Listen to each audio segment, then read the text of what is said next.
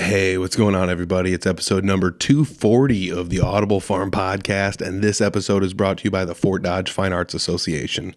Go to www.fdfineartsassociation.org to find out more.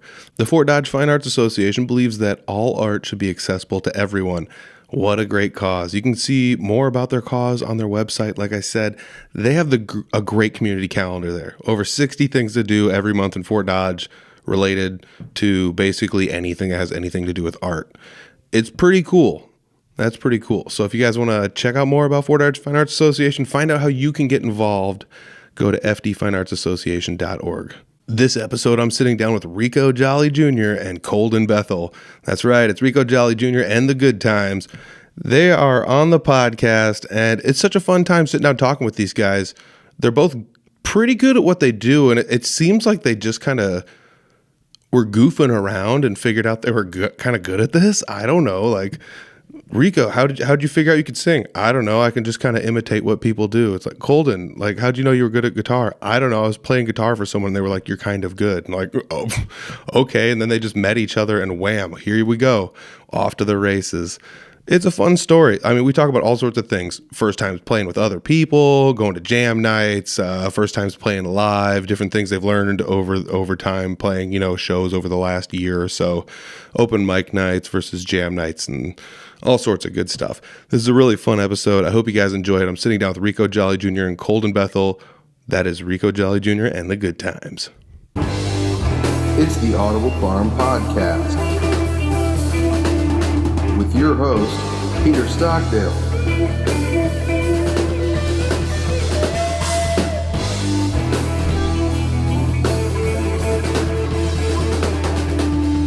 I'm sitting down with Reco Jolly Jr., Coledon Bethel.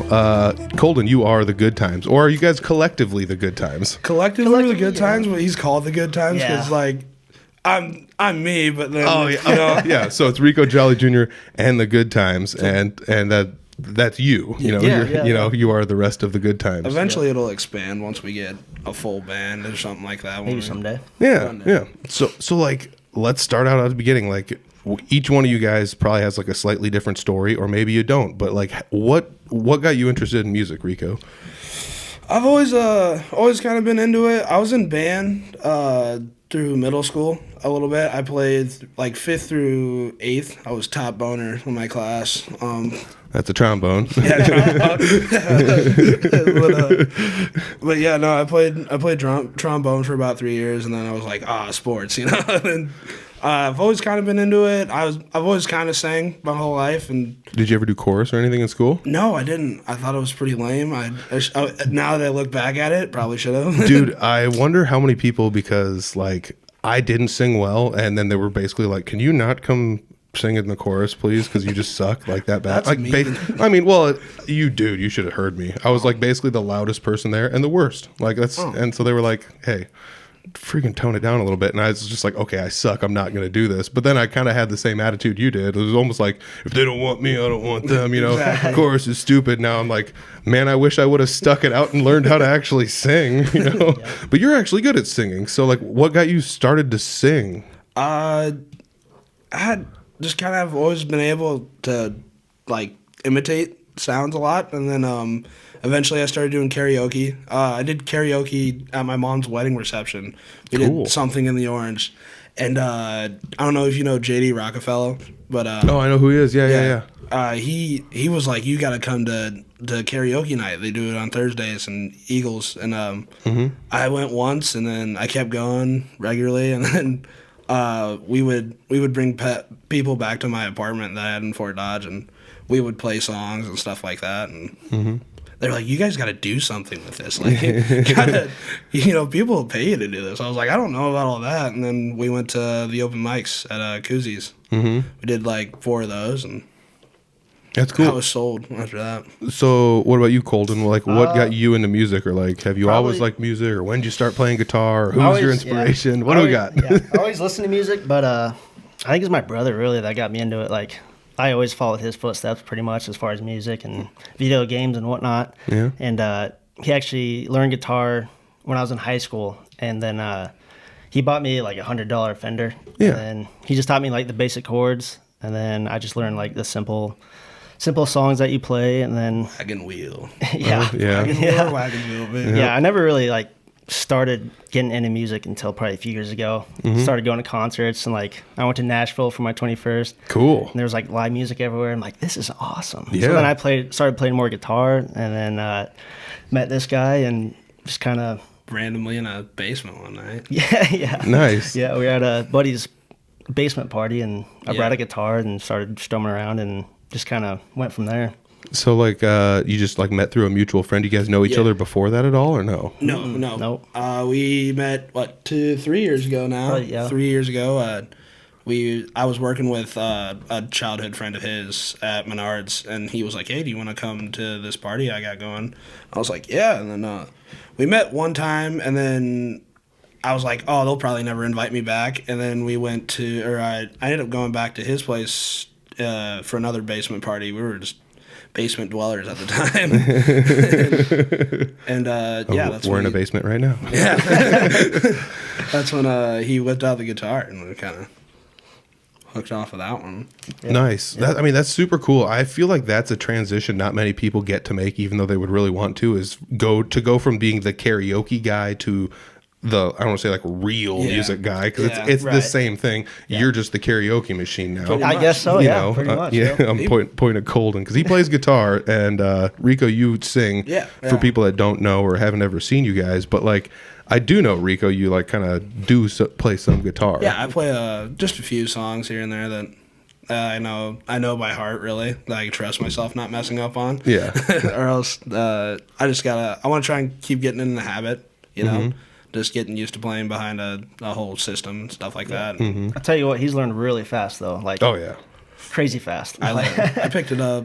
I bought my first guitar, it's been a year and a half. Yeah. No, geez. That's wild. Yeah. I got a crappy little Amazon $50 acoustic guitar, which later on down the line now I wish I would have bought something like nicer to start out with. It's a tiny like little parlor guitar about this big, and it works great.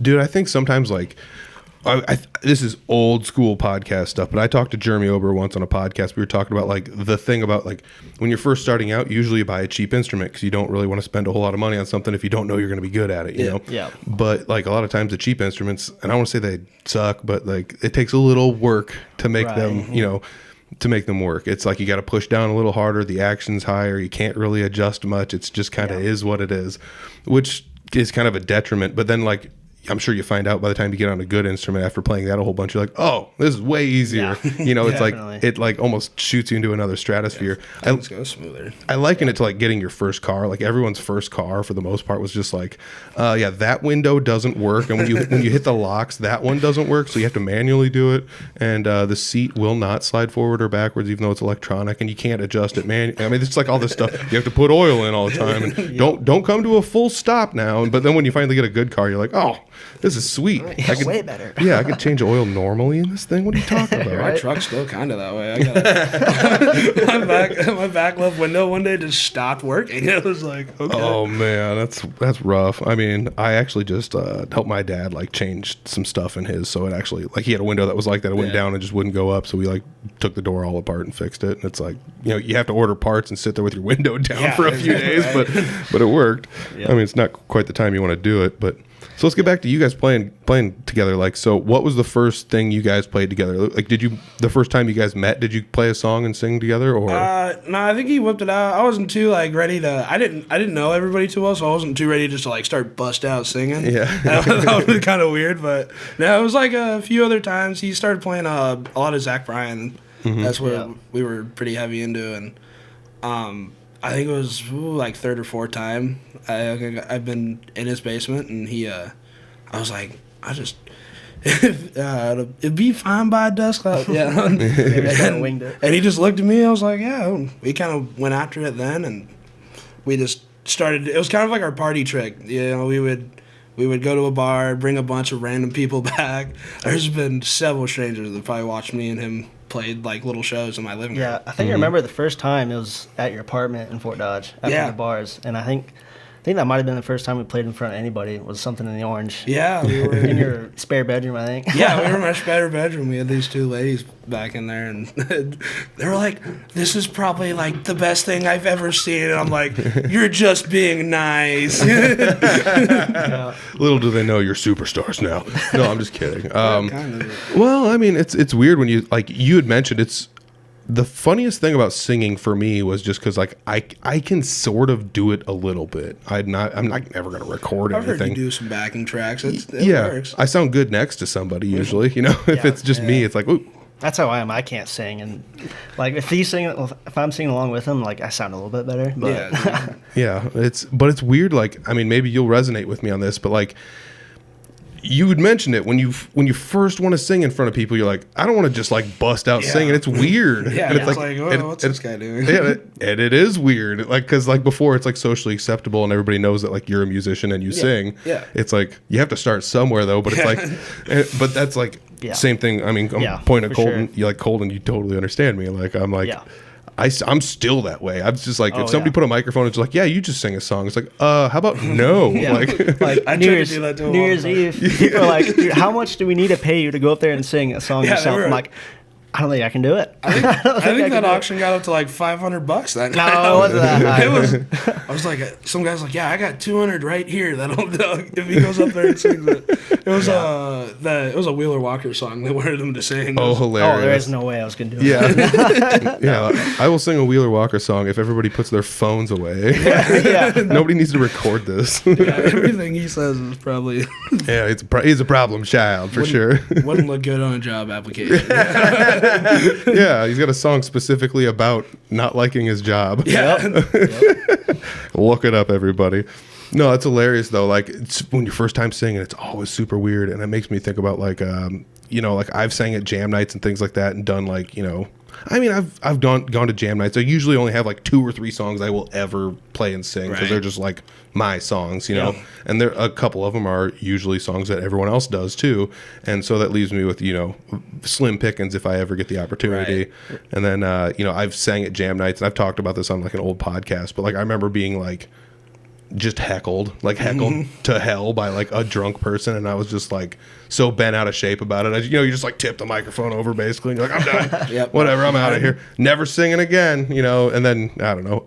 We had talked about it before the podcast. You got to have that like attitude of just like, well, they can't do it any better. Like, what do they know? So, I didn't learn that yet, unfortunately. But and that's why I'm still just like not singing. I don't think we've ever been terribly heckled, but like we've been a few times. I guess like you count like some of our friends that have came to shows, and we got one guy that'll like just dump his shirt up, and, like and you're like trying not to laugh. So where was like your first time you went out and played a show? Was it like, did you go to like a karaoke thing and you just like played along, or did you like book a show, or did you go to an open mic night? We did the open mic night. That was the first like acoustic thing we did. Mm-hmm.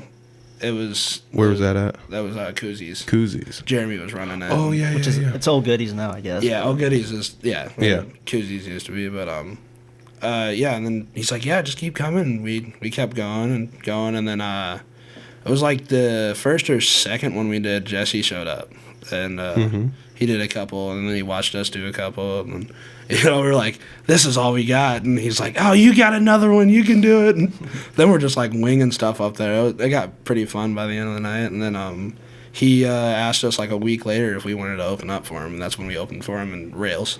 Oh yeah, that was our first like actual gig. Nice. Was he like doing a solo show that night? Yeah. Okay. Yeah. Awesome. Yeah.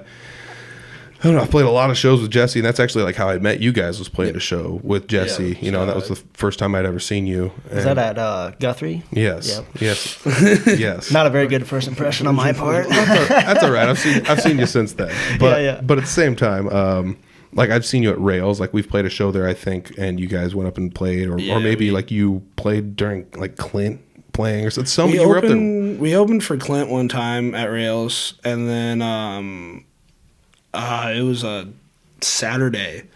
Ed wanted us to come and open for Jesse, and then that's when you and Brad were there. Oh yeah. The man, the myth, the legend, Brad. Yes. Yeah, he's out there somewhere. I know he is. He's a real person. I believe in Brad Hofing. But no.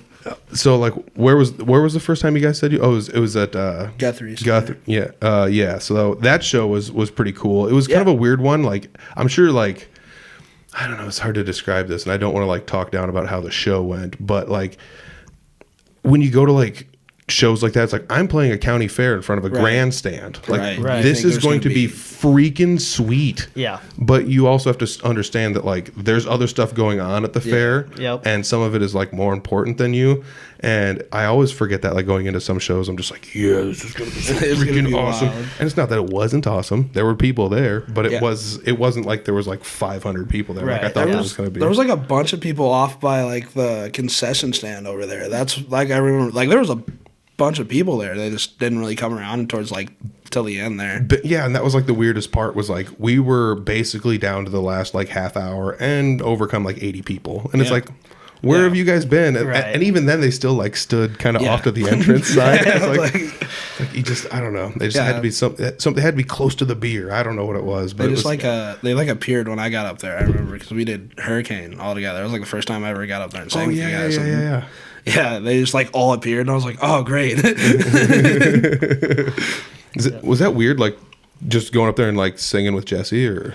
Yeah, that was it was a bit of like almost like a learning curve. Really, is what it was. Like I figured it out pretty fast, but it was like at first I'm like, I don't know if this is the right pace, but I'm gonna go with it. And then I kind of figured out the flow of it, and I just went. It was pretty cool. I'm sure it's got to be weird. Like, how do you guys? Because I'm thinking about like you're playing with another band that might play the song again like slightly differently. We might take longer pauses here than you're used to or whatever. Like, how did you guys work that out? Because that's something where like I watched some of your videos and it's not like you're giving each other like hand signals and like, you know, baseball stuff, you know, out there, but you somehow stay on pace with each other. I don't know how you do it. It's we listen to a lot of the same stuff, so that kind of helps. And then I don't know, we got a chemistry that it just works.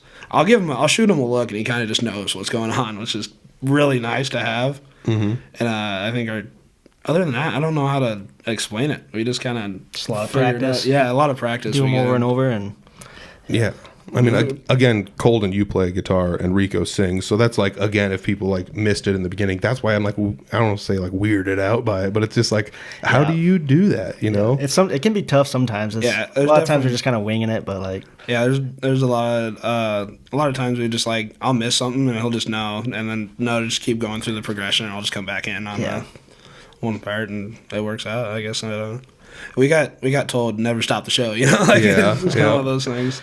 I mean, the nice part about music is like, let's say the chorus, the verse part is A and the chorus part is B, and it's like you're gonna go to B eventually, you know, right? But let's say you get to B and you want to sing the chorus twice, but he starts the A part. It's just like, well, I guess we're doing this now, you know. You just kind of just go with it or whatever. Yep. I'm sure it's like something you learn on the fly, how to be flexible like that, but for sure. And then, like, do you play solos, Coledon? No, it's something I need to work on. I really haven't started playing like guitar consistently until like 3 years ago, and then but that's something I definitely want to learn for sure. I'm sure. I mean, like, I feel like I've heard you do some like a little bit when Rico's playing too. Like, I'll do like the riff to like Lady May and like Feathered Indians, just kind of picking stuff. So you can do it. I can do it. It's just more like the working up the scale, like, you know, the working up and down the fretboard, and but it's a work in progress. Yeah, I also feel like that'd be something that'd be easier. Like right now, what's top of mind, the thing that's like most important to you is like learning the song itself. You know, you're not actually worried about like jamming out a solo because there's nobody else to fill the rest of the space if you were to start soloing, you know. But I'm sure that if you had him playing, you know, along with you, it'd be like, well, now we can take breaks and in the songs, and he can, you know, not sing for a little bit while I play a little solo and whatever, you know. That's kind of where we're working to get to, is being able to pretty much like jam up there, and then we already got a chemistry to do. We just gotta get the knowledge of doing it and the execution almost. Did either one of you guys ever take guitar lessons? No? So, like, how did you learn, Coledon? My brother. My brother taught me just the simple chords, and then I just went to YouTube, like, Shout out Marty Schwartz. Oh, hilarious. Learned a lot from him, but dude, I did too, to an extent where it's just like, I don't know how to do this. And there's like a video. He's like, well, he explains it right here. And it's just like, oh, Yeah. all right. Well, rock and roll, I guess. You know, and it's funny because he catches a lot of flack on the YouTube video. yeah, for sure. The hats or whatever. It's always something. Fedoras are wild. Dude, it's hilarious. That's so fun that we know who we're talking about. It's also funny because you guys are like a lot, and I don't say a lot younger than me, but quite a bit younger than me. So it's like funny that like that's like, I don't know, it's just the guitar or the music thing in YouTube. It's like, oh, our paths have crossed here, because Right. otherwise, like, you're probably watching stuff that I have no clue what the hell's going on. Yeah. You know? Yeah. I watched the Love Bomb episode, and it was like, Dude, the age difference. It was like they just clowned on you the whole time. Dude, the whole time they just tore me apart. Thank you guys for being civil. Oh my god. Yeah, you know, we're No, not gonna. We get told we're very old souled. I've never really felt that old until I sat down talking to them, and I was just like, "Whoa, man, I'm getting ripped on." Like how do you like? Why do you like the music? You're like, well, our parents listened to it growing up, and it's like, God damn it. I listened to that. Oh my gosh, that's so hilarious. Yeah, if you haven't listened to that one, wait till the end of this and then scroll over to that one. It's hilarious. So you guys like figured out just playing together that, you know, that's how you timed everything up. Neither one of you's ever taken lessons. You just kind of go to YouTube and figure it out. Yeah. Like if we, pretty much, or we've listened to the song enough to know how it's supposed to sound at least, you know, and then we can put our own spin to it, or you know, execute it well so it sounds good. You guys ever dink around with like changing the key on a song or like moving a capo couple up or times, down or but- whatever? Yeah, there's a few that we do. There's a song by Gavin Addict called A Cigarette, and usually it's just open, but we just capo it on the first because it matches up better with my range, I guess. Oh, nice. Yeah, like that's something we did with Jesse when he was first starting to sing. It's like the lower registers are sometimes easier to hit when you first start. So like by the time he had to work his chops up to get to the higher registers, I was just kind of like, let's just drop the whole guitar down like a half step. Yeah. So it's like we have a capo at -1 basically. Right, yeah. You know, and you go from there, and it's fun to play that live with people. And then you're like, oh, we're on this capo, and sometimes he'll do stuff where he's like in standard, and I'm just like, I'm not gonna get a capo out. I'm just gonna play it, you know, half step down open, you know, or whatever. And it's easier on certain instruments than it is with others. But I mean, that's something else that's just like the next level of like guitar weirdness, I guess, is like doing the capo ins and math. outs of, yeah. I think one of the first things when I first started playing guitar was like, yeah, that's a weird part of that table down there. I need to just throw these things out and get new ones. I don't know. For people watching, yeah, there's just, these tables are junk. But they're nice, but Yeah, they're not bad. I don't know, there's just, the legs on them are just right there. Yeah, I need to, inconvenient placing, really. yes, I need to reorganize this differently. And anyways, yeah, if you're watching, thank you. But did you guys ever like, this is maybe more for Coledon, but like, did you ever like play guitar and you're like, what the heck is this chord, you know, or like, what are they trying to get at by playing all of these notes together? Does it make a chord? Yeah, like for sure. Yeah, I've definitely gotten confused, like trying to, like I would look up stuff like on guitar tabs, and like some of those be like, what is this? But Yeah, you're like, why is your fingers spreading this way? Yeah. yeah, I still remember some of the first songs I did that too, and it's just, I was just like, I remember playing this song and it had like this part where you put your hand in this position and you play it, strum down the strings a little bit and do a little thing, and then you put them in this position, you do the same thing, and then this position, do the same thing. And then when I learned like what bar chords were, I was like, oh, holy crap, this is just this chord, that chord, this Right. chord. You know, it's just like, Yep. it was weird when I started like putting things I had learned previously into like knowledge that I had like hadn't figured out yet. And it's like, oh man, I figured out what they're actually trying to do here, Right, you know, yeah. or, you know, and that was something I think that was like, I don't know, just groundbreaking for me, was just realizing like, oh, this person, they're actually just playing like, you know, a D minor chord, but they're playing it up the Right. neck a little bit, you Yep. know, or whatever. Bar chords, have you ever done anything like that? yeah. I'm working on them. I'm working on them right now as Yeah. we speak. I try them in certain songs. Like if there's like one where it's like, oh, it's just on this line. Yeah, I'll try it. Yeah. Yeah. But other than that, I haven't messed with them too terribly much. yeah, Yeah, bar chords, I remember that being like the first thing where I was just like, okay, all right, E chord, rockin', G, sweet, A, C, D, and then also it's just like F. Oh, screw this. Yeah. And then I'm gonna admit this still, like I was like 27 when I first started. Was just like, I need to learn bar chords, but that was like basically when I picked the guitar up again after not playing for at least 10 years, and I was like, okay, like we got to figure this out actually. Like it's about where I'm at right now. Yeah. And so just got to do it. Yeah, and that's basically what it was. It's just like I just looked at songs I wanted to play that had them in there. It's like, all right, this has only got one F chord in it. I think I can hit it when it comes, Right. Yep. Because the rest of it's easy now. And then once you start learning that, you're like, oh, if that's an F chord, then this is just like a G bar chord. And you just start like, oh, now I know what all these guys have been doing this whole time or whatever.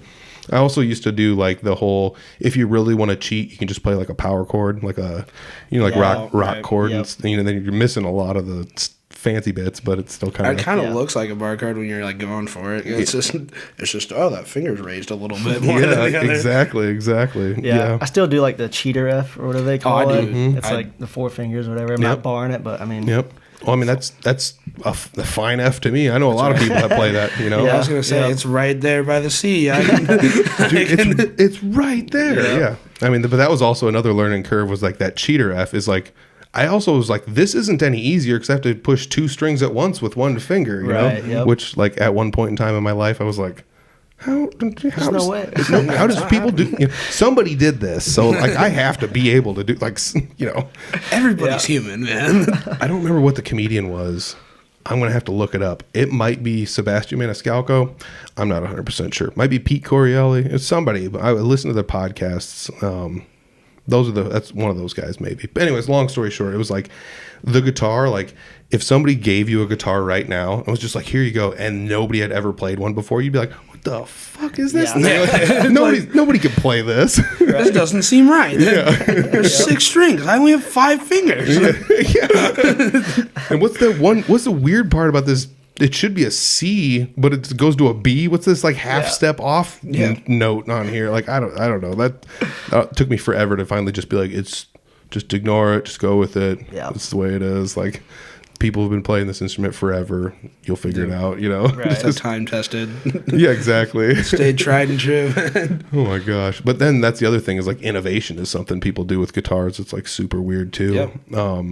I mean, that's anybody that plays left-handed. That's not. Yeah, that's a whole innovation in itself. I actually like thought about like learning left-handed because like this is gonna sound really stupid, but I pine for like the time when I had like my first breakthrough on the guitar and started figuring it out. Like it was just like, wow, this is like the coolest thing ever, and I've only experienced that maybe like a couple other times in my life playing guitar. You know? Yeah, it's like you get through that first breakthrough and you just like run with it, and it's like, oh, this is awesome, and then you hit like another stop, and you're like, man, I hate doing this now. Yeah, it's horrible. Yeah, and then I don't know. Eventually, you just get comfortable enough with as far as you are that you're just like, I don't care if I hit a brick wall here. I can still goof around. You know. Yeah. And that's kind of where people get complacent, I guess. But like, I don't know. And that's why I want to learn left-handed guitar, because it's like, well, now I have all this knowledge. I just need to learn the mechanics of moving my hands in the right way. Yep. The opposite. I'm not gonna lie. I've tried to flip my guitar upside down. Like, I wonder if I can move my fingers. And it's like everything is backwards now. Okay. But I mean, I don't think I've ever had a left-handed guitar. I need to just buy one, I think, because the other thing is cheap. Like, they're at least as expensive as regular guitars. I swear that's like if you give a $500 guitar, it's like the left-handed one's $550. It's like what? It's like golf clubs. Like what are you talking about? That doesn't make any sense. But you have to custom make a thing backwards of the way you've normally made it. Basically, everyone left-handed is backwards. I'm saying it right here. I'm left-handed. What? Well. Wrong. You're wrong. Well, you're wrong, man. You guys ever looked up like how many like I want to say like comedians, actors, musicians, and things like that are like actually left-handed, like singers and things like that? I need to spend more time on Google. Yeah, that's like all I do. Like late at night, I just neurotically look stuff up. But like, there's a high amount of like people in artistic-ish positions that are left-handed. So I think you're in that might be it. I think you're in the right company for that, for sure. Right-handed people, I think, tend to be a little bit more pragmatic, and Yeah, it's cut and dry. Yes, exactly. Yeah. Left-handed guys are just free-flowing. Yeah, artistic. Yes. So this is partially related to music, partially not. But I learned this the other day, and I went on a deep dive on them. But I think they were called. Now I don't remember the name. Gin particle, I think. DJINN. Something like that. Gene particle, DJIIN, something. I don't know. Look it up, something like that. But anyways, the whole gist was like time travel based. So you guys seen Back to the Future? Yeah, long time ago. Yeah. Okay. Yep. So Marty McFly, whatever, he learns the song "Johnny Be Good," wants to play it as high school thing, and they're like like a prom or something. Yeah, like that? and they're like no. So then he goes back in time and plays it at his parents' prom or whatever, and then. The guy like calls up his brother and it's just like, hey, check this song out. Or his cousin, or that's his cousin, Marvin Berry or whatever. Yeah, he's like, listen. This is that new sound you're looking for. Yeah. So then Chuck Berry records and plays the song Johnny Be Good, which is how Marty McFly learns the song. Mm-hmm. So like Marty McFly never would have learned it had he not played it for Marvin Berry. Oh, yeah. But then like where did the song come from then? So did he technically like write that song? But he didn't, because he learned it from somebody else. That's so, yeah. That's hard. Yeah, my brain's working now. Yeah. So the fun part about that was like, did that exist already? Did it only exist because he went back in time? And had he never gone back in time, nobody ever would have learned that song. Yeah, at that point, because. But you don't know that because it already exists. Right. So it's this weird paradox. I don't know. There you go. The extent he learned it to, because that was a good performance. I remember that. I want to say I think he actually did learn how to play it. Yeah, I believe it. It's like the guy from Stranger Things learned Master of Puppets. Yeah. Yeah. Why not? He didn't really need to. I mean, everything's CGI anyways. Yeah. Oh my gosh. Yeah, it makes me think about like how many songs it's like I probably should have learned how to play the solo to this or whatever, but I don't know. It's always something you can do later on, True. I mean, that's another thing, though. Like, I've played with enough bands where some bands are like, this has to be exactly like it sounds on the record. And other bands are like, just play whatever. I'm just going to look over after the first verse. You can play a solo for 40 minutes if you want. I don't care. I like it. Yeah. So, like, is that what you guys do? Or do you guys usually stick to the record, I guess? To the record for the most part. Yeah, for the most part. It just depends on what we're doing. Like when we play Simple Man, it's a 3-chord song really, so we just kind of wing it on that one, but or else most of the stuff it's pretty close to the record. Mm-hmm. But I think once he starts soloing stuff like that, it'll change a little bit. Oh yeah, for sure. Yep. I mean, have you guys ever thought, and this might sound kind of crazy, but you ever thought about going to a jam night? Like one of the ones up at the Eagles or something like that? I went to one at Eagles. I talked to you at it. Mm-hmm. And I got up there and sang with Jesse once. Oh, cool. I just, it's always, some days it's, I never make it because I'm like, oh, I'm going to go tonight. And then I get off work and I'm like, that means I got to get up. Then I got to drive. I gotta drive back home. Dude, you're too young for that. Come on. I really needed. I was telling them, I was like, we should have went to the jam nights in Barnum. Like we got told like twice. You gotta come to the ones on Tuesdays in Barnum. We're like, okay, Dude, you should have went to those. Those were like a great learning experience because it was enough people. It was like a weird mixture of open mic night meets jam night. Yeah, because it's not like people were up there doing open mic stuff, but it's like if you're just a singer songwriter or like you two combined make a singer songwriter. So it's like you two can go up there and be like the canvas that everybody else paints with. So it's like that's what I think would be like the fun part about being in your guys' shoes, where it's like, well, you two are in control. First verse, chorus, just look over and be like, do it, guys, and you're just steering the ship back there, and they're this, Yeah, they're just all it's like Voltron almost. Yeah, I would have said Power Rangers. Yeah, but yeah. I mean, that Lego Diplo, what are we talking? That'd be cool, though. That'd be a good idea. Yeah, we need to get to those. That'd probably good experience to have, I think. Yeah, I mean, those are also, like, at the Barnum Jams, that's, like, basically how I started playing music with people. Like, I played bass there, and Jesse wanted a bassist, so I played bass with him. And then eventually he needed a guitarist, so I played guitar with him. And it was like, I didn't know you played guitar, because I used to play a lot of bass at the jams because nobody ever wanted to play bass. But like, you know, same thing with Clint Riedel. I started playing a lot of shows with him, you know, and over the years, like things, you know, have changed because his band is very fluid. But I still like, I mean, I've played a handful of shows in the last couple of months with him still. So like, I still do play shows with those people, and that like could be a thing where you never know. You could go up there and start playing and singing, and someone's just like, dude, you need a guitarist, and all of a sudden you have another guitarist, you know. That's true. You know, it's I always say like those are things where like you never know what could happen. You could like end up making a band out of it or whatever. You gotta be like very open-minded about it almost. Yeah, I mean, that's also the other thing is like you just exactly said it there. You have to be open-minded, because you guys might go up there and be like, we're going to play this song and this is how we kind of play it, and everyone else might just kind of take over, and the song could turn into something else, and you're just like holding on for dear life. Like, I mean, I'm just playing the chords, but dang, everyone else is just going nuts with this. Like, I was going to come in and sing again, but like solo just kept going, I guess, you know. Like, I wouldn't be mad about it. I like that. I like it though. Dude, that it feels like it'd be right up your alley to just be like, all right, you guys solo, and then like walk up and get a drink and come back or something. I'd remember where I was at some point. You know? In Lehigh, we went up and played like a couple songs after that one guy. I can't remember his name though. It was for that girl's 30th birthday, and then he like played the mandolin with us. Oh, God, that was kind of cool. Like I've never had like somebody play a one-man mandolin. band almost. He had like a looper pedal and stuff out there, and this lady comes up to us all wasted. You're gonna come up here and sing for us. And I was like, okay, I guess so. So we get up there and we're like, well, we'll play the hits, and we played Hurricane, and magically that guy reappears and he's just ripping it on a mandolin. I'd never heard a mandolin live up until that, and it's kind of pretty cool. Yep. I would like wait till he's done, and then we like give each other a nod, and then that's when I'd finish it out. So it's kind of.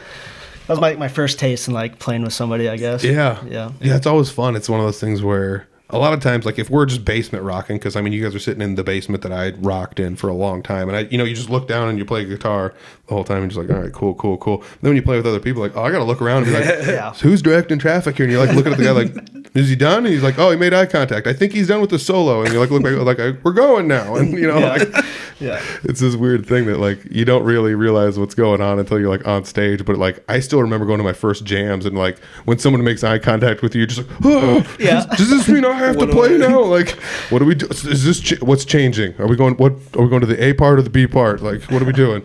You know, it's pretty fun. I don't know. Every time I've sang with Jesse, it's always hard to tell if he's nodding at you, because he's sitting there always nodding his head like this, and then he looks at you, and you're like, can't tell if he's like enjoying what we're doing or if we're like go. I do remember that. Like actually, it might have been at Guthrie when we were like played Hurricane. It was just like, well, normally there's a big solo here or whatever, so we'll see what happens. I don't remember what happened, whether you sang through it or not, but I just remember like at some jam nights too, that's a thing where it's like you get a really good singer up there, and they're keying in on their singing, and they're forgetting to like let the band breathe around them and stuff. And they're just powering through the song, and all of a sudden before you know it, you're like, oh, song's over. Nobody took a solo. Okay, well, whatever. I was almost like, man, I need to hurry up, get this verse done so they can do all the fun stuff, so I can sit up here and Oh, that's good. Yeah, I love like letting other people go up there and play or sing or whatever, and Jesse's like one of the best at that, is just being like, yeah, come on, let's do this. Like, he always catches me too. Like even if I'm like trying to stay low and just like he'll be like, I'll just hear from across the room, there's some talent in the building, people. You know it. Oh my gosh, you know what's gonna happen. It's so funny. Or he'll catch me after I open for him, and that first show we opened for him, he caught me like right after it, and we had that bar was packed. Rails was busy that night, and I mean I think I had like 6 shots before I even made it to the bathroom after we got done. So I was pretty heavily wasted, and then we all came back in, and he's like, you want to get up here and sing one with me? And I was like, yeah, man, let's do it. And we went and did it, and then he saw me like a week later at like Jamaica, and he's like, dude, when I pulled you up there to sing Simple Man, I don't even think you were saying words, man. I was like, oh, that's not good. That's not good. All right, so that brings up a good point. I did have something down here. Like, what are some lessons you guys have learned? Unfortunately, you guys are young and you guys have first started out, and I bet you've had to learn a few of them the hard way, which is usually what most of us do. But what lessons have you like learned along the way, or what things have you learned to like, I need to actually do this, like bring an extra cable with, or just anything that could be. He's pretty good at remembering stuff. We keep all our like sound equipment at his in his basement, and he's pretty good at remembering it. We got it like kind of packed up, and it's always kind of ready to be moved. But like a lot of it's just like bringing extra strings just in case we do break something. Or like when maybe even an extra guitar. We were playing at Smitty's, and my audio jack just fell right back into the guitar, like in the middle of a song. Oh, God. And I was like, well, looks like I'm doing the rest of the show without a guitar. Oh, gosh. Yeah. That and just like being responsible the night before if we're going to be... That's a big one for me. Playing shows. That's what happened at Guthrie Center. Yeah. Yeah, we didn't get any sleep. I slept in a camping chair the night before that, which was not my proudest moment. Yeah, I was just dehydrated, and like I never stretched before. Like I never stretched or anything, and I was like 2 songs in, and I started locking up, and I could feel it. I'm like, oh no, please don't do this. Yeah. But so now every time I just stretch and make sure I'm hydrated. And I haven't had a problem since. But me drinking water, I've drinking a lot more water. Yeah, I mean, like, there's so many weird things like I never think about until like it becomes a problem. Like, oh, you should probably pee before you get on stage. Yeah, even if you don't really have to, because you don't want to be like 20 minutes in, just like, God damn, I have to pee so bad right now, or whatever. I can't remember where we were at, but I remember we were like nearing a break, and I thought I was gonna just let it go right up there. I made a beeline straight to that bathroom. You know, everybody wants to like talk to you like during breaks, and you're like, I'm sorry, but I gotta go. You gotta say that 9 times before you get to the bathroom. Yeah. And like that's the funny thing is like pretty much almost everywhere you play, you're on the opposite end of the building is the bathroom. Like it's like, oh God, you can see it. Oh my gosh, it's hilarious. Yeah, I mean, what about playing like your first long shows? Was there ever any issues where you're just like, did we run out of material, or we need to learn more, or we need to like maybe just learn how to stretch this out, or like, maybe throw in some banter with the crowd to make it a little more lively or anything like that? Banter is definitely a hard one. Like just to I gotta get used to like just kind of sparking up a little conversation in between songs, or else I just get up there and I ramble. And I've had people like, yeah, you just might want to just get up there and sing. It'd probably be better. And I was like, yeah, I'm thinking that too. But that and I've had my voice cut out before. Like our first 3-hour show, like by the end of it, I didn't have much left in me. I didn't sound terrible, but I didn't sound great, you know. So yeah, I still remember my first couple long shows because like I did an interview with Cole Smothers recently. He's like, yeah, well, I mean, when we first started playing shows, we were doing 4 hours like every show. It's like, then he's like, I was like, yeah, my first couple of years I was playing, we'd book 4-hour shows like all the time. And then eventually it was just like, we're not doing 4-hour shows anymore. It's just too much. And, but yeah, I still remember playing some of the first 4-hour shows and just being like, I have nothing left in my hand when it's just like, he's like solo and it's like, you're getting quarter notes. Like I can't go any faster than this anymore, or I'm not bending nothing. Yeah. Or you're just like, man, my fingertips hurt, or whatever it is. I've noticed like for those 3-hour shows, like towards the end, my fingertips are like about shot. Seems like so, you just got a permanent groove right there. Yeah. I mean, I've even had situations where it's like I've got really good, calluses, or it's like really thick skin because I've been playing for a while or whatever. But like I've played like 4-hour shows. I remember some of those, and I'd come away and I'd just be like, man, my fingers hurt so bad, and I can't figure out why. And then like 2 or 3 weeks would go by, and a blister would show up, and you're like, that was way under all those calluses. I made a blister underneath my calluses even. That's impressive. Oh, man. Yeah. So, yeah, I don't know. There's a lot of those lessons that I'd learned the hard way or whatever. Like, have you guys ever gotten, like, bad advice where somebody's like, you should do this, and then you do it, and you're like, well, that sucked. That was bad advice. Like, yeah. I don't know. I don't think we've ever gotten, like, terrible advice. Maybe, like, on like the business side of things, we've probably gotten some bad advice and stuff, but other than that, I think we've gotten we got some pretty solid role models around. Like Tank's always been a big help to me, and then Jesse's been a big help to both of us. I mean, he gave us our first little PAA set, which I figured we were just borrowing. I showed up, and he's like, yeah, you can just have this. And I'm like, do you want, like, money? I can give you money. He's like, no. Was it the heavy ones? Those big, heavy speakers? No, I ended up buying, we ended up buying those from him. Oh, yeah. Okay, yeah. We gotta figure out something to power the speakers better. Oh, yeah. You just need a little power amp or something like that or whatever. Yeah. Yeah, who's really good at knowing some of that stuff is Brad, but he'll never tell anybody any of his secrets because he's stingy. He might not even exist, I guess. I don't know. No, Brad's a good guy to bounce some ideas off of. If you're just like, I'm thinking about buying one of these, if you see him at a show and he'll be like, I'd buy one of those. And it's like, all right, well then it gives me something else to look at, at least.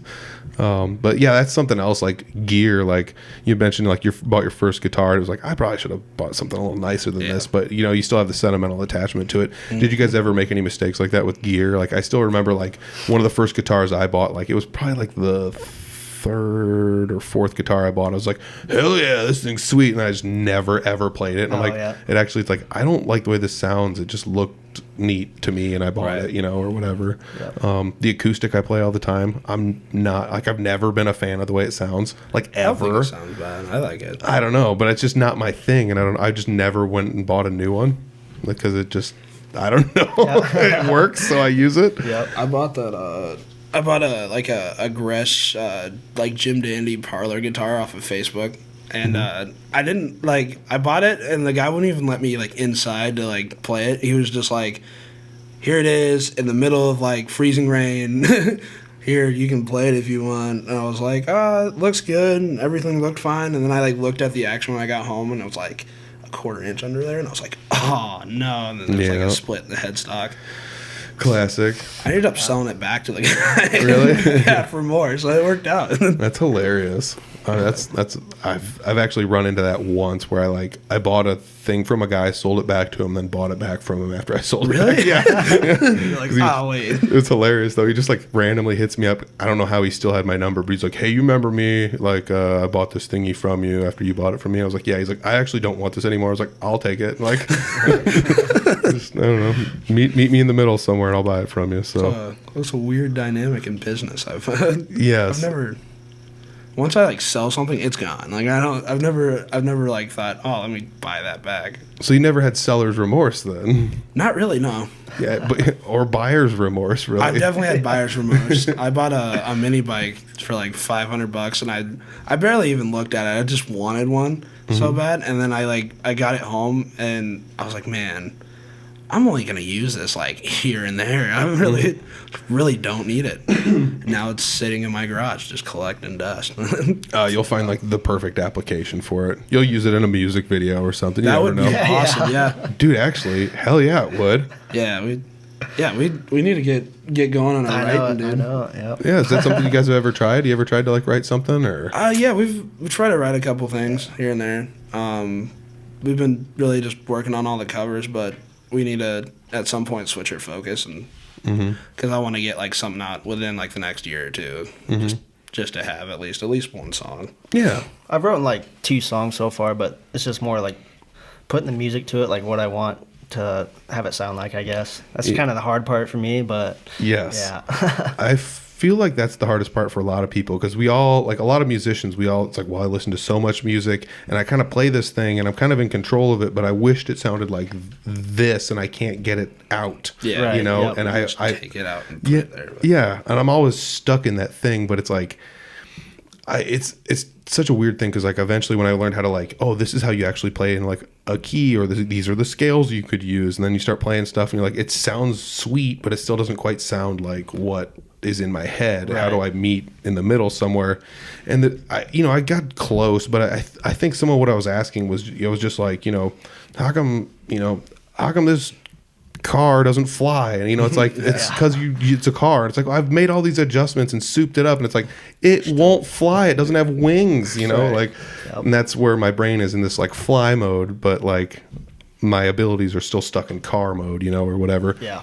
But I have a pretty neat car now, though. Like, it's like, hey, this is pretty cool too, Yeah, it's pretty sweet, Not what I wanted, but But then eventually my brain got to the point where it's like, all right, you got to go to the gas station. It's like, all right, I'm taking the car to the gas station, or I'm taking the car to the grocery store. It's like, I'm not like thinking like, I got to fly there. You know, I'm no longer like that anymore, you know? Yeah. So this analogy in my brain, it's like, I've learned to like shift into like different modes where it's like, this is the just let your brain just remove it from the situation and just play what comes out, you know? Yeah, It's like, right. and it's, I don't know. That's just kind of how I got to. What do you think like the hardest part about writing a song is? I will tell you this. I'm horrible at it.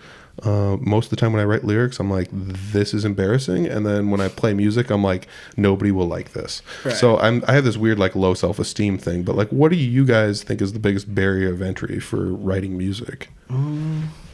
It's like probably keeping it as original to you almost, like it, because you know, you especially like us, we listen to so much stuff like around the board that we can probably make something that sounds like a lot like this, but then it's like, well, I don't want to be a fraud, or you know, something like that.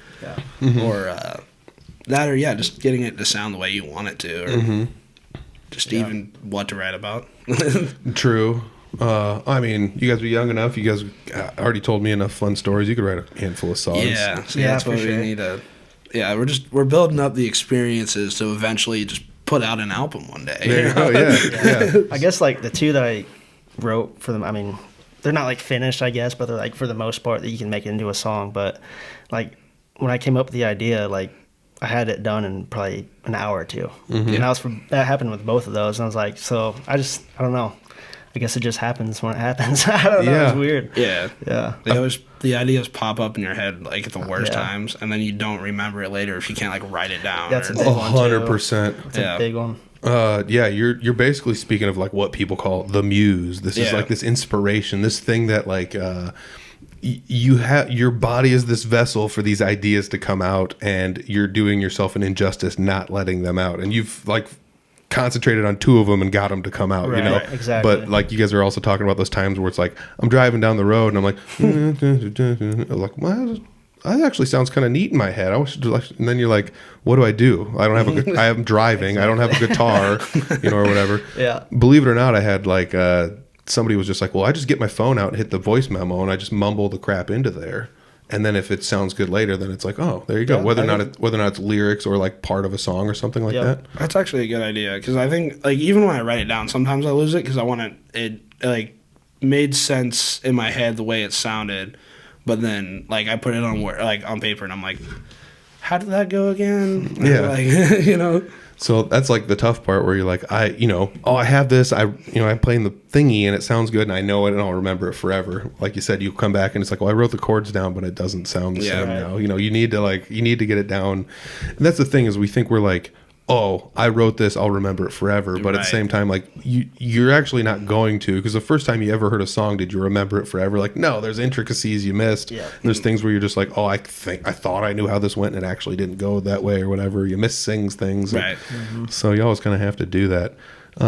This is gonna be another thing that might show my age. Do you guys know the NBA basketball song from like back in the day? It might still be the one. Na na na na na na na na na na na na na na na. So there was a Saturday Night Live skit about it. That's really funny. Where they originally had lyrics, and the lyrics were "ba basketball, gimme." You know, so like whatever. So it's hilarious. But the guy that wrote that actually called his answering machine in New York from Scotland when he had the idea and did exactly what I did on his answering machine. He's like, that's impressive. He said something like, I don't know, it goes something like this. No, no, no, no, no, no, no, no, no, no. And he like wrote the song for it and it became the basketball song or whatever, which is like insane. So I used to be like, when people would tell me like, record it in the phone. It's like, that looks hokey. It's stupid. I'm not going to do that. And then it's like, people have been doing that forever. You should probably just do that. Yeah, like sack up your pride and just do it. That's what it is. Has your guys' like ego or pride ever gotten in the way? Because I think a lot of that's like what it is for me. Is like a lot of times it's all internal too. It's not what I feel about other people. It's all about me and me. Yeah, you know, and I feel the same way. I think it's a lot of it. Yeah, or like being too humble about things, I guess. True. The opposite. We've been told that a lot. Like, right, you guys kind of sell yourself short, and we're like, we're just kind of getting into this. You know, it's not that big of a deal. And then they're like, No, it is that big of a deal. Dude, well, I mean, I don't want to put anyone down, but like I've given enough guitar lessons and I've been around enough people on jam nights and open mic nights and everything. Like you guys are leaps and bounds ahead of somebody that's just starting out. Right. So you think you're just starting out, which in theory you sort of kind of are, but again, you're so much further ahead than like somebody that just got a guitar like 3-4 months ago and only tinkers with it, you know. Right. Yeah. You know, so you have to like also consider that. I think that's one of the things also is like it takes a while for us to realize how far we've actually come. You know, it's one of those things when you're like taking a journey and let's say you're gonna like walk from like Fort Dodge to Humboldt or something, you know, like when you get the first mile out of the way, you're like, I can still see Humboldt. This sucks, you know, but if you just do that 4 or 5 more times, you're like, man, I'm like halfway there, you know, like it just takes that time, you know. It's kind of like with the podcast. Like it wasn't until I made a post recently where like, these are all the episodes I've done in February, and I was like, shit, I've been doing this. I've done a lot of episodes, you know. even though the number 200 is in like the episodes, Right, I'm still, I still doesn't, you know, it doesn't. I don't recall wild. it, you know. Yep. So yeah, I don't know. Some of those things are things like I always thought. I also think you guys like maybe it's, I don't want to say like, do you know how lucky you are? But like you guys are in a scene, like you mentioned some of the biggest people that help people out, you know, and those people, you know, in this scene got helped out by other people. That's one of the reasons Jesse always brings other people up on stage is because that's how he got on stage. You know, with people were just like, get up here and play a couple songs during my break. And he's like, oh, okay. And, you know, before you know it, you start booking a couple shows. And I mean, it's not like it's that easy, but it's like, why wouldn't you want to give back if somebody gave to you, you know? Right. And, I think the reason that you guys mentioned, like, nobody's really given too much bad advice, really.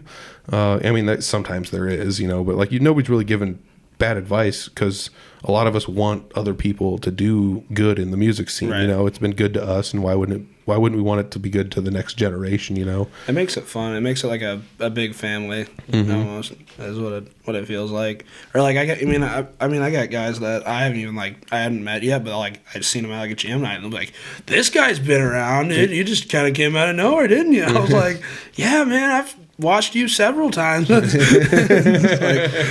was like, or like Jefferson Fossbender. He's like, yeah, man, I've been seeing you around a lot. And I was like, he's like, I've seen you before. Didn't know you could sing. That would have been nice to know. And I was like, I don't know how to like bring that up randomly in a bar. Like, hey, man, I sing. Yeah, it's gonna slide in singing. Well,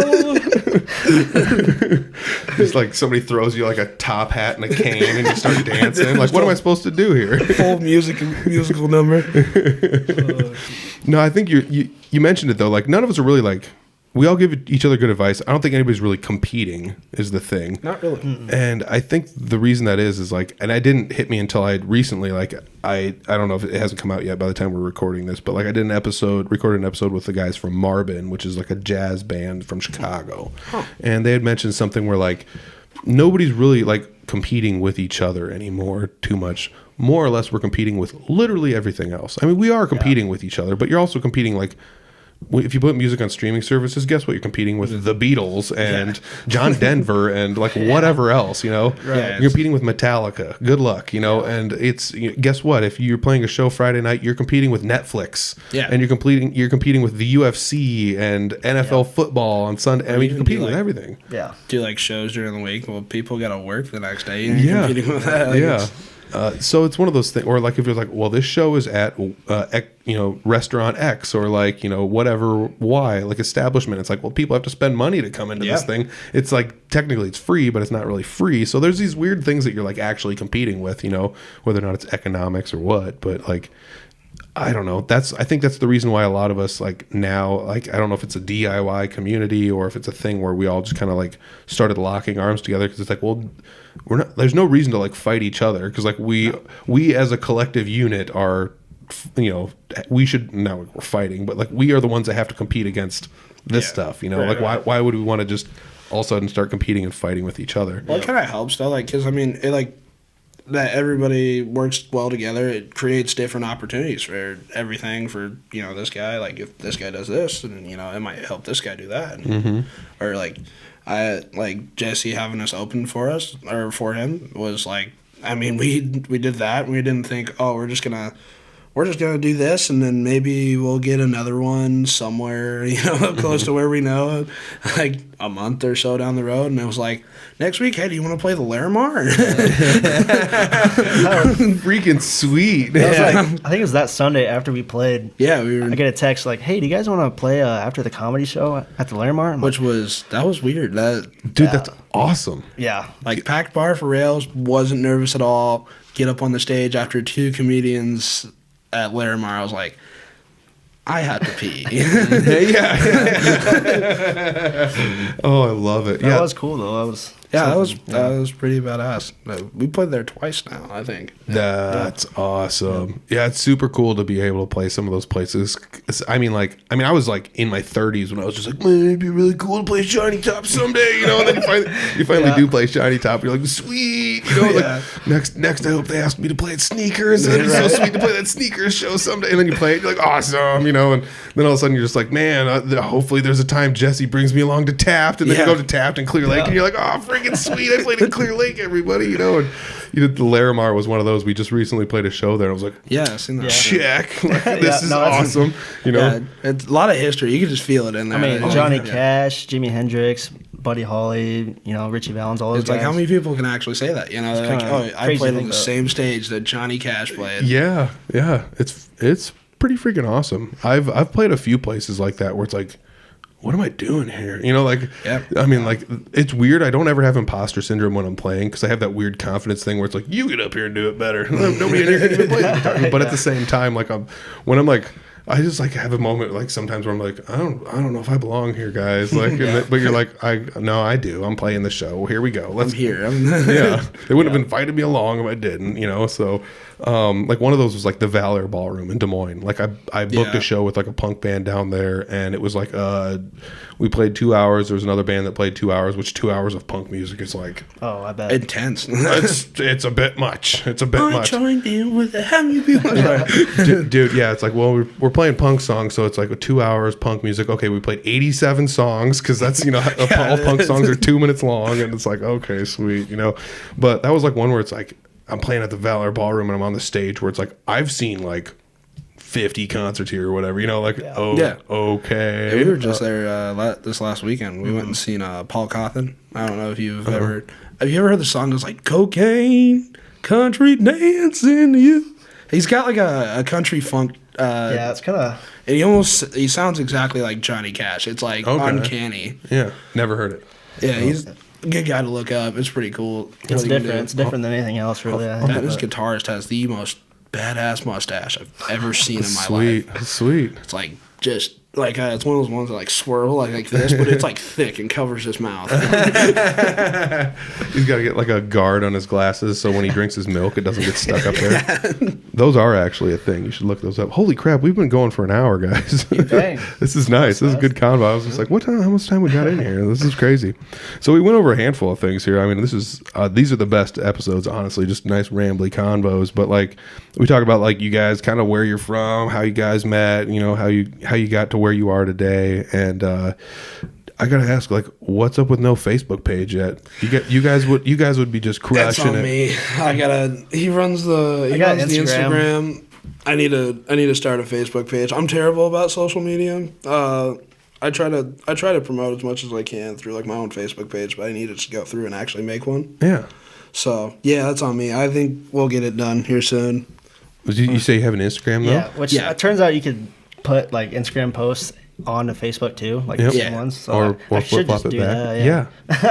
I mean, you got an iPhone right there. You give me about 20 minutes after this episode's over, and we can just have it done. Cool. It does not take much. So yeah, that's definitely something. I will put the Instagram down below if we end up. If you guys end up making a we do Facebook. have YouTube too. Yeah, sweet. All right, that's going down there too. So we're gonna put a bunch of links down below. Anything we can find and muster up for you guys, we're gonna put it down there because that's where the money's at. I do know if you just Google Reco Jolly Jr. in the good times, or go to Facebook and hit it. There's piles of video. People taking videos of you all the time, putting them up there, and they're great, honestly. Thank you. I appreciate it. So check them out online for sure. If you guys are looking to book a nice up and coming band, upstarters, these guys are the guys you're looking for because you can sing. That's for damn sure. Which is like wild to me. I was just like, man, how can this guy sing so well? Lucky. Yeah. Honestly, that's what I feel like most times. I'm like, I got really lucky here that I just can do this, man. It's a talent. Yeah, it is a talent. I wouldn't say like none of it's luck, honestly. Like there's got to be something in there that's like. I'm very hard on myself to get it right or make it sound right. I know like when I'm doing it wrong, I can't like finish it. It's hard for me to finish it. Like I almost need to like redo it, do it over, and it's that internal drive to do those things. That's what it is, and that's what I was talking to his brother one day, and they were like, or we were talking about how I picked up guitar so fast, and he's like, well, if you really think about it, you've had like me, when I was learning, I was just learning to learning. And he's like, you have like a drive and a reason to be doing it and get better. So it's like, that'd probably help. Yeah, well, I mean, this is gonna sound weird. Like the first time you guys ever got paid to do it, what did you think? Weird. It wasn't weird, feel right. Yeah, it was. We didn't plan to make that much money that night either. Like we were just like. I figured we were gonna make like $50, and I was like, "Cool, dude, that'll pay for a beer for the rest of the night." Yeah. And we walked away with a lot more than that in tips, and I was like, "Man, this doesn't feel right. I feel like I'm just taking people's money." Different. Yeah, I mean, it's that imposter syndrome. I still remember the first time I played a show with Jesse, and it was like, "Okay, we played the show, we got done," and he's just like, "All right, thanks, brother." He gives me the the rock me thing, and then he just hands me the money, and I was like. I'm just like driving home holding it still like, what am I supposed to do with this? What am I supposed to do with this? Are you sure this is mine? You just like call him like, did you get enough money? Because like, I got money. Did you get money? Like, it's just like, this is weird. I don't know. This is too much. This is just, it's just odd. It's a weird feeling that this is like hobby. This thing that you were doing in basements is now like, oh. Yeah, somebody's gonna pay me to do this, or like somebody's gonna give me a tip. Like right. Okay. We didn't even put out like a tip jar in that first day. It was just Jesse's case right there, and I was like, oh look, Jesse made a bunch of money. And he's like, hey, don't forget to grab your tips on the way out. And I'm like, oh, those are mine? Yeah, those are yours. I still remember going up to a show once and somebody was playing and they were like brand new or whatever. And I just remember like going up and to the bar, just be like, do you have a pitcher? And they were like, yeah. And I like got a pitcher. And I remember like crumpling up a handful of ones and chucking it in there. So it looked kind of full or whatever, And I'm just like, just put it in front of them. Then before you know it, people start like walking up and chucking money. And I'm like, there we go. Yeah. That's how it's done. Yeah. Oh man. Yeah. I think you guys have a really good thing going. Like, even if you want to just still do the opening act thing, you guys, what's the longest you guys think you guys could do for a set? 2, 3? 3 hours. 3 hours? Yeah. We're kind of shy of 3 though, but I mean, it was like. Yeah. Well, you take a break or two or whatever. Yeah, we take like 2 15s, I think, in between. And then, yeah. We can stretch out Revival for about 30 minutes if we need to. That's a sing-along. It is a sing-along. Yep. Oh, God, yeah. We've done encores before. It works. It's pretty cool. That's also a fun feeling when you're just like, you played a song like an hour and a half ago or whatever, like 2 sets ago, and someone's like, play this, and you're like, fuck it, let's play it again. Nobody here was here 2 hours ago or 2.5 hours ago. Let's do it. It's like it was Rails, and we played Lady May the second time, and you like lost it. You're like, yes, God, yes, I love this song. I was like, we played this earlier too, right there. But Probably wasn't around. It must not have hit. I don't know. Yeah, there's times when I go to places and I'm just, it's weird. I've seen enough live music where sometimes I'm just like, I'm here, I'm sitting there, it's over there, I hear it, whatever. Yeah. But every now and then a song comes on, I'm like, oh, that hits the spot right there. It's almost like eating a snack that you just really needed to eat. You're like, damn, these are good. Shit, I mean, I've eaten potato chips before, but how come they're better sometimes than others? Right. And, we don't play like a lot of like the cover classics, so we don't get too much of like, oh man, that song was just like, yeah, I needed that today. It was like, hey, what was that song you played? Like it was like right in the beginning, and I'm like, all right, let me pull out the list real quick. Yeah. Was it this one? Did it sound like this? Or like we put Ed Pamperin on to Josh Malloy. He sings that song called Porch Light. Okay. He loves that song. He's like, I would have never known Josh Malloy if it wasn't for you two. And I was like, yeah, that's what we're doing. We're just free ad space pretty much. So a lot of the guys we play is kind of lower end, if not like not mainstream. We try to do ad, like we play In Color or like Can't You See, but I gotta have the classics. Yeah, we need to add more into there because some people kind of get fallen out of like we're like playing all songs that we pretty much are off our playlist. Like, man, well, I don't know any of this. Yeah, I'd be the worst at choosing a playlist. I mean, there's that part of me that's just like, I just want to play what I want to play and let the crowd just deal with it, But at the same time, it's like, I'm getting paid to be here, though. So, might need to keep people in the building, or whatever, Or gotta put asses in seats. That's the yeah. I mean, that is actually the whole goal of this. When you come down to it, And if you just want to fart around and have fun, that's what basements are for. Exactly. Or jam nights, which that's just what it's there for. Either way, it's all still fun. I mean, we are the most we've done a show in one place is Lehigh, and we always. I mean that's always like pretty busy when we get there and. We're also pretty popular around there. Like we go there. It's damn near every weekend, but we always pack the bar for that, and it's always fun. And we just got to learn more like Waylon Jennings era. We just need to get with Spencer Shukon and have him teach us his whole set. Dude, just mush you two together. You would be able to cover like 5 generations of country fans. True, yeah. I thought about that one time. Dude, you guys should split a show with him. Honestly, that'd be freaking fun. Yeah. Oh my god, that'd be see awesome. him all the time. He's a good kid. We're good friends with his older brother. So okay, cool. Yeah. Oh, yeah. He is younger. That's weird that you're just like, I'm friends with his older brother. It's like I'm so old. I consider you guys like basically the same age, and it's like no, you guys are like 10 years apart almost. In all fairness, he seems like an old man. Like he really does. Though. Yeah. Him and Dave Schmieder get along way too well for his age. It's like the odd couple. I love those two. Yep. It's perfect. I remember the first time Dave heard him and he just was just like, you're doing the right thing, kid. It just like basically went up to him like, my name's Dave Schmieder and I'd love to play guitar with you. And but it's like they're 2 peas in a pod, both of them are great things. I gotta have Spencer on here sometime. Yeah, sure. I'm actually gonna write that down. Spencer. Boom, wham. So once again, let's kind of wrap this baby up because we've been going for a while and we can get everybody off and enjoying the rest of their evening here. But Reco Jolly Jr. and the Good Times, Coledon Bethel, you are the rest of the Good Times. So, are the Good Times. So, this, again, you two, great. I love it. I love watching you play. Thank you. I love watching you sing. It's so much fun. And, I don't know. I just wish I was doing what you guys were doing at your age. It took me a long time to finally just be like, okay, I think I can do this, So just keep at it. You guys are rocking it. You guys looking for someone to book these guys. They're totally fun. Like I said, check them out online. Fairly flexible. Weekends are mostly open. That's what.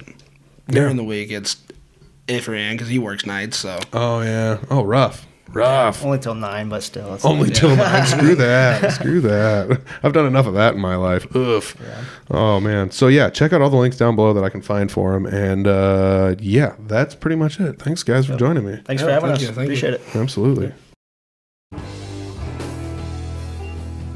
There it is. It's in the bank. 240.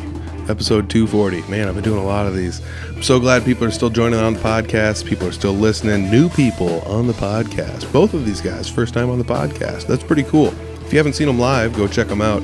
There's going to be some social media links down below. I'll tell you what, we set up a Facebook page in no time flat. It's that easy, guys. It's not too hard to do a little bit of self-promotion, and don't shy away from it. Don't ever shy away from it. It's nice. You guys are artists. You guys are doing great things, and even if you're not an artist, you're probably doing something pretty cool, and you should be proud of it. So, go for it, guys. Check out Reco Jolly Jr. down below with Coledon Bethel, The Good Times. You know it. You're going to love them if you check them out. Those guys always seem to bring a bunch of people. They're always having a good time, which is like I think it's one of the greatest band names ever, honestly. Reco Jolly Jr. and The Good Times. Come on. He's bringing the good times right to you. Oh, man. Yeah, so check them out down below. There's links. Find them live. You'll enjoy it. If you can't find them live, book them somewhere. Have them open up for you or something. It's such a fun group of guys. I hope they go to a jam night sometime and just see who else is out there and what else they're doing. It would be pretty cool to see them, kind of expand their horizons just a little bit more and play a little bit more with other people, So, that's pretty much all I got for them. Down below is the links, so make sure you check them out, make sure you watch them live, and enjoy everything they've got to offer. I know basically anytime they play somewhere, somebody takes video footage too. If you just look it up on most social medias, you'll find a video of them. It's pretty cool. while you're down below there, clicking on all the links, make sure you click the link for the Fort Dodge Fine Arts Association. Check out their podcast, FDT. It comes out once a month, the first Friday of every month. It's right here on this channel. Unless you're watching on YouTube, then it's over on their channel. But you can also find the playlist for their podcast on the Audible Farm YouTube channel. So check it out either way. Make sure you subscribe, like, share. That goes for their podcast and mine. If you like any of it, just let somebody know, hey, this, Audible Farm's back. Oh, hey, have you heard Shelly Bodorf on FDT? She talks to all the cool people. You need to check it out. Lots of cool Fort Dodge stuff going on there. So, yeah, that's pretty much all we got. All the links down below for Audible Farm. The shop is still open. There are still a couple t-shirts. There are still a couple hoodies. And there's always going to be stickers. Stickers are easy. I've got a pile of them. I've been doing a little bit of recording ahead of time, so there are some podcast episodes coming up that I cannot wait. I cannot wait to get them edited and put out there. They're going to be so much fun. What else do we got going on? Oh, the Patreon. You want to watch episodes a day early, you can go check it out on Patreon. Or if you're just curious to see who is going to be on the podcast on Thursday, you can just go to Patreon on Wednesday and find it. I don't know. And that's a nice way to be like, oh, this person's going to be on the podcast. I can't wait. But if you can wait, then just watch or listen wherever you're watching or listening, and hit subscribe so you don't miss the next episode. Leave us a review somewhere. That's something pretty fun. I've been looking at a couple of the reviews here and there. It'd be nice to get a couple of reviews. I don't know if you're on Apple Podcast listening, or if you're on YouTube watching. I guess Facebook's a good place to leave a review. I don't know. There's a couple places you can leave reviews if you want to. Maybe I'll feature a couple of those if people talk about them enough. I don't really have too much else to talk about, so I think I'm going to take off. Audiblefarm.com, everybody. Peace.